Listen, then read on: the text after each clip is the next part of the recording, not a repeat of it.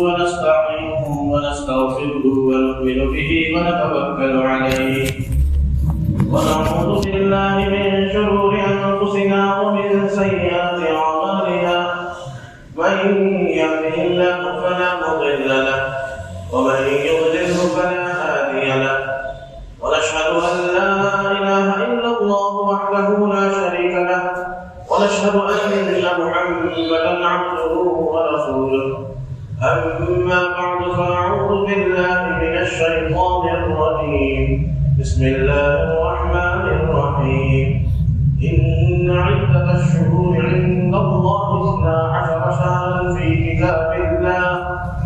كتاب الله يوم خلق السماوات والأرض منها 4 حرم ذلك الدين القيم فلا تظلموا فيهن أنفسكم وقاتلوا المشركين كافة كما يقاتلونكم كافة واعلموا أن الله مع المتقين صدق الله مولانا العظيم.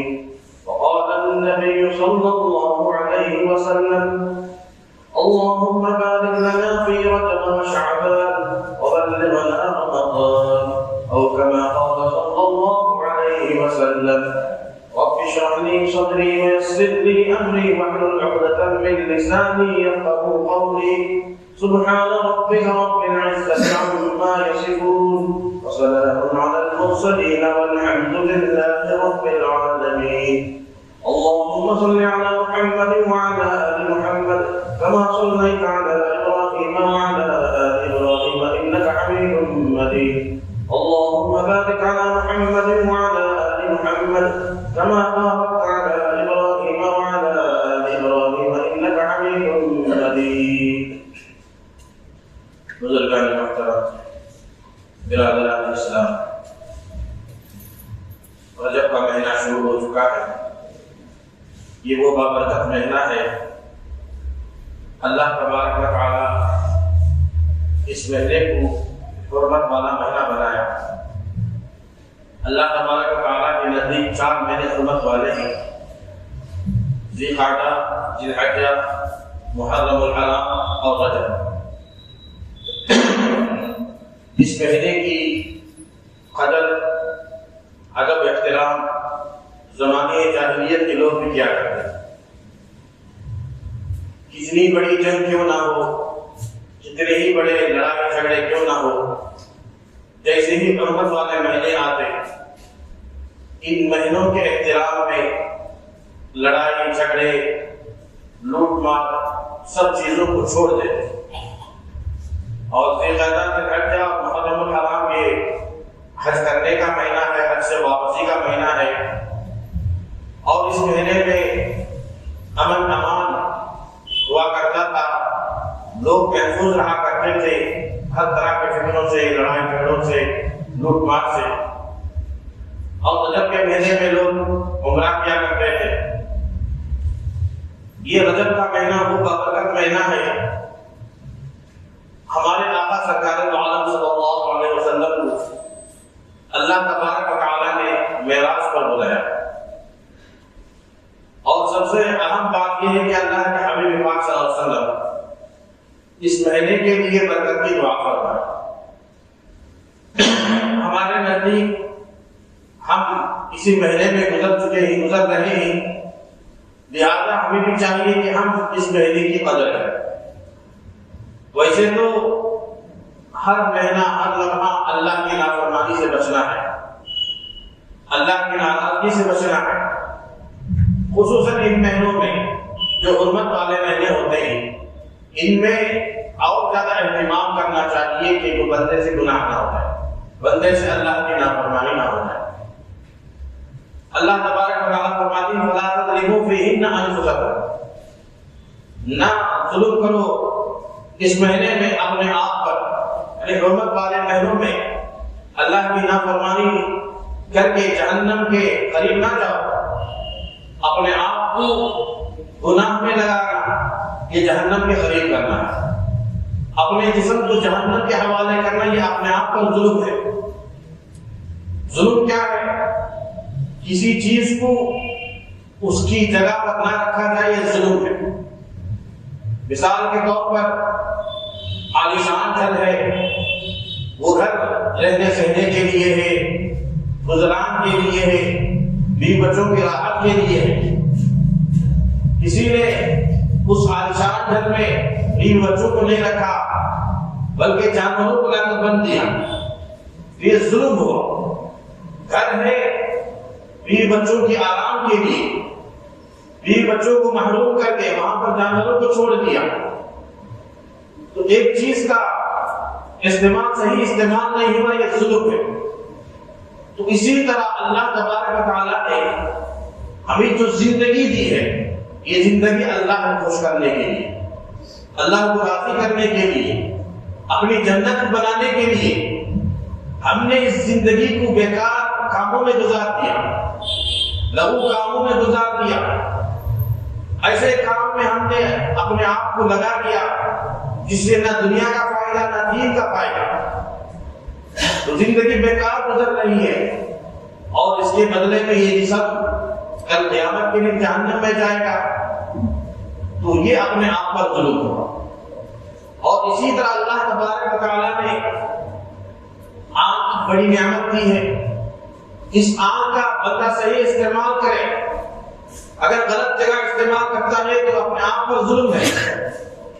اللہ نے آنکھ قرآن کریم کو دیکھنے کے لیے دیا، اللہ تبارک و تعالیٰ کے قدرت کے مناظر کو دیکھنے کے لیے دیا، دینی کتابوں کے مطالعے کے لیے دیا، والدین پر رحمت کی نظر ڈالنے کے لیے اللہ تبارک و تعالیٰ نے یہ آنکھ دیا۔ اگر ہم اسی طریقے سے اپنے آپ کو استعمال کریں گے تو یہ صحیح استعمال ہوا۔ اگر خدا نخواستہ اس آنکھ کے ذریعے سے سینما دیکھا گیا، گندی چیزیں دیکھی گئی، اللہ نے جن کو منع کیا ہے ان چیزوں میں دیکھنے میں آنکھ کا استعمال ہوا، تو یہ اپنے آپ پر ظلم ہے۔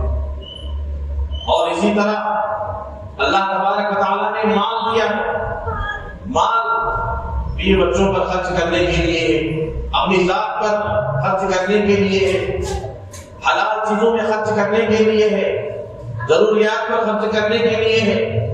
مال کو بیجا استعمال کیا، فضولیات میں استعمال کر دیا، اللہ کی ناراضگی نافرمانی میں استعمال کر دیا، یہ اپنے آپ پر ظلم ہے۔ تو غرض جتنے برے اعمال ہیں یہ سب اختیار کرنا اپنے آپ کو جہنم کے حوالے کرنے کے برابر، جہنم کے حوالے کرنا ہے، تو یہ اپنے آپ پر ظلم ہوا۔ تو اللہ پاک فرماتے ہیں فلا تظلموا فیہن انفسکم، اپنے آپ کو تم جہنم کے حوالے نہ کرو، جہنم کے حوالے کرنا یہ اپنے آپ پر ظلم ہے۔ تو اس سے بچنے کی ضرورت ہے۔ جب ہم اپنے اوقات کو، اپنی زندگی کو، اپنے ہر اعضاء کو، اپنے مال کو اللہ کی مرضی کے مطابق گزاریں گے تو یہ گزارنا ہمارے لیے جنت میں جانے کا ذریعہ بنے گا۔ اگر اس کے خلاف ہم استعمال کریں گے تو یہ جہنم کے جانے کا ذریعہ ہے۔ تو اللہ تبارک و تعالیٰ اس مہینے کے اندر خصوصاً حرمت والے جو مہینے ہوتے ہیں ان میں گناہوں سے بچنے کی تاکید فرمائے، اور ہمارے آقا سرکار دو عالم صلی اللہ علیہ وسلم جیسے ہی رجب کا مہینہ شروع ہو جاتا، حضرت انس رضی اللہ تعالیٰ عنہ فرماتے ہیں حضور پاک صلی اللہ علیہ وسلم رجب کا چاند دیکھ کر یہ دعا فرمایا کرتے تھے، اللہم بارک لنا فی رجب و شعبان وبلغنا رمضان، اللہ ہمیں رجب اور شعبان کے مہینے میں برکت عطا فرما اور ہمیں رمضان تک پہنچا کر۔ برکت کے معنی کیا ہے؟ ہمارا تصور یہ ہوتا ہے کہ 100 روپے ہو اور اسی طرح یہ 100 روپے 1000 روپے یا 10,000 روپے بن جائے، یہ برکت ہم سمجھ رہے ہیں، یہ تصور کرتے ہیں، حالانکہ برکت نہیں ہے، کثرت ہے۔ کثرت الگ چیز ہے، برکت الگ چیز ہے۔ مثال کے طور پر برکت کے متعلق علماء کرام مثال کے طور پر سمجھاتے ہیں، جو کتیا ہوتی ہے وہ 8-10 بچے جنتی ہے، اللہ تبارک و تعالیٰ اس کے تھن میں زیادہ پیدا فرمائے اس کے بچوں کے لیے، اور دنیا بھر میں کہیں بھی یہ کتیا کو ذبح نہیں کیا جاتا، اس کے بچوں کو ذبح نہیں کیا جاتا. آپ اس کے برخلاف بکری کو دیکھیے، سال میں ایک دو جنتی ہے اور پورے سال انسان لوگ اس کو کھاتے ہیں، استعمال کرتے ہیں، ذبح ہوتے ہیں. اور قربانی کا ایام میں تو ایک بڑی تعداد میں اس کو ذبح کیا جاتا ہے. پھر بھی اللہ کی قدرت دیکھیے، اللہ تبارک و تعالیٰ نے اتنی برکت رکھی ہے، ہمیشہ بکریوں کے ریوڑ نظر آتا ہے. قربانی کا ایام میں تو بے شمار جانور نظر آتے ہیں. یہ برکت ہے تھوڑے ہی دنیا میں، لیکن اللہ تبارک و تعالیٰ اتنی برکت رکھی. اللہ کے حبیب پاک صلی اللہ علیہ وسلم نے فرمایا بکری رکھا کرو، اللہ تبارک و تعالیٰ اس میں برکت رکھی. تو برکت کا معنی یہ ہے کہ انسان کے پاس تھوڑی چیزیں ہوں، اس تھوڑی چیز میں اسے بہت زیادہ فائدہ حاصل ہو جائے. بندہ تھوڑا کما رہا ہے، اسی کمائی میں گھر کے اخراجات بھی نکل جاتے ہیں، بچوں کے پڑھائی کے اخراجات بھی نکل جاتے ہیں، بیماریوں کے علاج کے اخراجات بھی نکل جاتے ہیں، پوری ضرورتیں اس تھوڑی رقم میں ہو جاتی ہیں. یہ برکت ہے. بندے کے پاس بہت زیادہ مال ہے، شکایتیں ہیں کہ مال کم پڑ جاتا ہے، اخراجات کے لیے یہ مال کافی نہیں ہو رہا ہے، یہ شکایتیں، یہ برکت بے برکتی. اللہ تبارک و تعالیٰ نے عالیشان گھر کیا ہے، راحت کی چیز ہے، آرام کی چیز ہے. بندہ آرام تو کر رہا ہے لیکن اسے سکون نہیں مل رہا ہے. گھر کے اندر لڑائی جھگڑے فتنے فسادات ہیں، گھر میں جاتا ہو بے قرار بے چین ہو جاتا ہے. یہ بے برکتی ہے. نکاح تسکین کا ایک ذریعہ ہے، راحت کا ایک ذریعہ ہے. نکاح ہوا، شادی ہوئی، لیکن اس شادی کے ذریعے سے جو بندے کو جو تسکین ملنی چاہیے، جو راحت ملنی چاہیے، وہ راحت نہیں مل رہی ہے.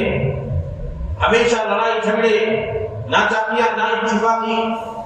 شوہر بیوی کو دیکھ کر جل رہا ہے، بیوی شوہر کو دیکھ کر جل رہی ہے، اور ایک دوسرے سے نفرتیں ہو رہی ہیں. یہ بے برکتی ہے. میاں بیوی کے اندر محبت ہے، باہمی محبت ہے، دونوں کے اندر چاہت ہے. گھر کو جاتے ہیں تو ایک دوسرے کو دیکھ کر مسکراتے ہیں، خوش ہو جاتے ہیں. تو یہ برکت ہے. نا اتفاقی بے برکتی ہے. اسی طرح آپ ہر چیز میں، چاہے وہ مال ہو، زندگی ہو. ہماری ایک مختصر زندگی ہے، اس مختصر زندگی میں ہم نے بہت فائدہ کمایا، دنیا کا بھی آخرت کا بھی. تو یہ ہماری زندگی کی برکت ہے. آپ ہمارے آقا سرکار دو عالم صلی اللہ علیہ وسلم کی زندگی کی طرف دیکھیں. آپ مدینہ منورہ میں 10 سال رہے. اس 10 سال کے مختصر عرصے میں آپ نے پوری دنیا کے لوگوں کو اسلام سکھایا. جہاں جہاں سے آتے تھے لوگ صحابہ کی تربیت کی اور اپنے گھر والوں کی تربیت کی. صحابہ کو اخلاق سکھایا، دین سکھایا، مسائل سکھایا، قرآن کریم سکھایا. اور اس کے ساتھ ساتھ آپ نے بہت زیادہ عبادتوں میں مصروف رہے. اتنی عبادتیں کرتے تھے کہ آپ کے قدم مبارک میں ورم آ جاتا تھا. اس مختصر زندگی میں آپ نے پوری دنیا کو روشن کر دیا. یہ ہے اللہ تبارک و تعالیٰ کے ذریعے سے برکت. اور ہمارے جتنے اولیاء اللہ آئے، محدثین آئے، اللہ نے ان کی زندگی میں کتنی برکتیں رکھی. مختصر زندگی رہی، ہزاروں کتابیں اپنی زندگی میں لکھ کر کے چلے گئے. ایک محدث کے بارے میں آتا ہے، وہ انتقال ہوئے تو ان کی تصنیفات، ان کی جو کتابیں ہیں، ان کا حساب لگایا گیا ان کی زندگی سے. تو اوسطاً روزانہ اپنی زندگی میں انہوں نے 40 صفحات لکھے. ہمارے معاشرے میں 40 صفحہ پڑھنا بہت مشکل ہے. وہ ایک کتاب کے لیے نیا مضمون 40 صفحات روزانہ لکھا کرتے تھے. اوسطاً ایسے بے شمار اولیاء اللہ، بے شمار علماء کرام گزرے ہیں جنہوں نے اپنی زندگی میں ہزاروں کتابیں لکھی. ابھی 100 سال پہلے حضرت مولانا اشرف علی صاحب خانوی رحمۃ اللہ علیہ کا انتقال ہوا. ان کی 2600 کتابیں انہوں نے اپنی زندگی میں لکھی. اللہ تبارک و تعالیٰ نے ان کی زندگی میں کتنی برکتیں لکھی. آج ہم ایک کتاب تو دور کے بعد چند صفحے ہم اپنی زندگی میں نہیں لکھ سکتے. ہماری زندگی اتنی بے برکتی کے ساتھ گزر رہی ہے. تو میرے محترم بزرگ اور دوستو، برکت یہ ہے کہ بندے کے پاس تھوڑے پیسے ہو، تھوڑی زندگی ہو، تھوڑا توشہ ہو اور اس میں بہت زیادہ فائدہ حاصل ہو جائے، یہ برکت ہے۔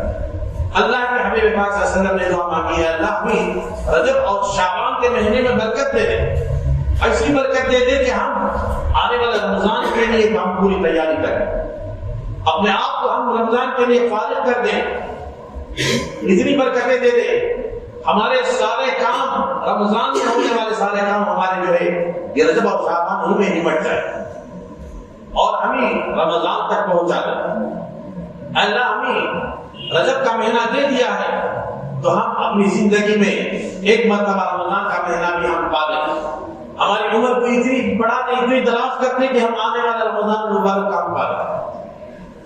اللہ کے حبیب پاک صلی اللہ علیہ وسلم کے نزدیک رمضان کا بابرکت مقدس مہینہ بہت اہمیت والا مہینہ تھا، اس کے لیے آپ 2 مہینے پہلے اس کا انتظار کیا کرتے تھے، اس کے استقبال کی تیاری کیا کرتے تھے۔ جس طرح ہمارے معاشرے میں کوئی معزز مہمان آنے والا ہے تو کئی مہینوں پہلے سے اس کی تیاری کی جاتی ہے، اس کا انتظار کیا جاتا ہے تاکہ اس کا شاندار سے استقبال ہو، اس کے شایع نشان استقبال ہو۔ ہمارے آقا سرکار دو عالم صلی اللہ علیہ وسلم کے نزدیک رمضان المبارک کا مہینہ بہت اہمیت والا مہینہ تھا، آپ 2 مہینے پہلے سے اس کا انتظار کیا کرتے تھے۔ حضرت جبرائیل علیہ السلام سے پوچھا کرتے تھے، اے جبرائیل بتاؤ رمضان کب آنے والا ہے؟ بے قرار بے چین ہو کر پوچھتے تھے۔ حضرت جبرائیل علیہ السلام نے پوچھا، یا رسول اللہ صلی اللہ علیہ وسلم آپ رمضان کے لیے اتنے بے قرار کیوں ہوئی، اتنے چاہت کیوں رکھتے ہیں رمضان کی؟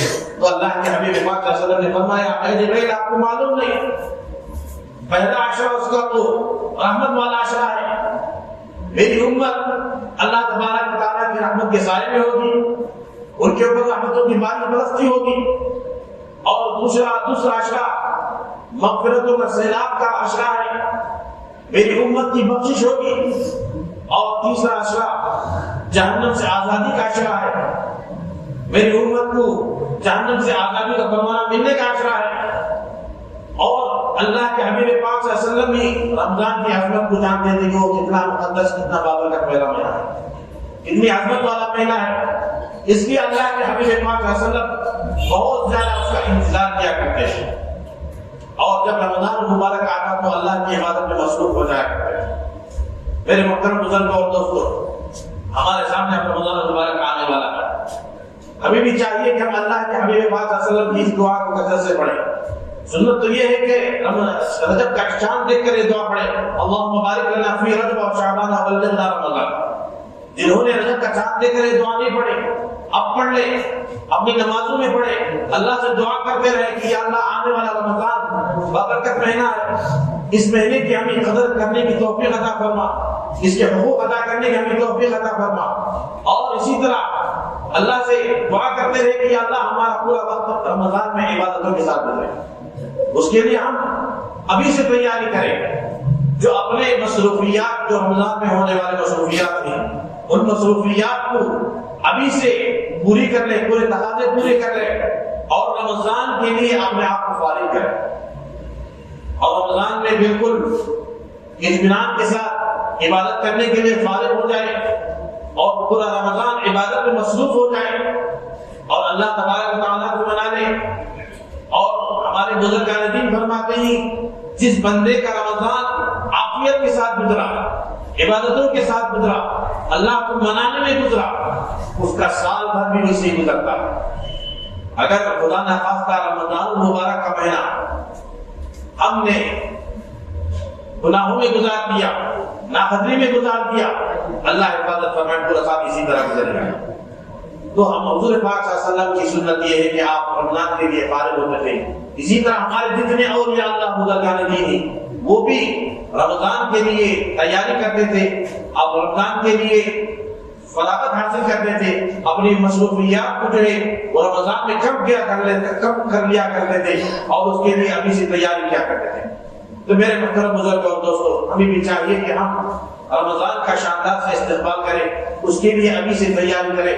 اللہ تبارک و تعالیٰ سے دعا ہے کہ اللہ تبارک و تعالیٰ ہم سب کو رمضان المبارک کا مہینہ نصیب فرمائے اور اس کی قدر دانی میں ہمیں توفیق عطا فرمائے. آمین. آخر دعوانا الحمدللہ رب العالمین.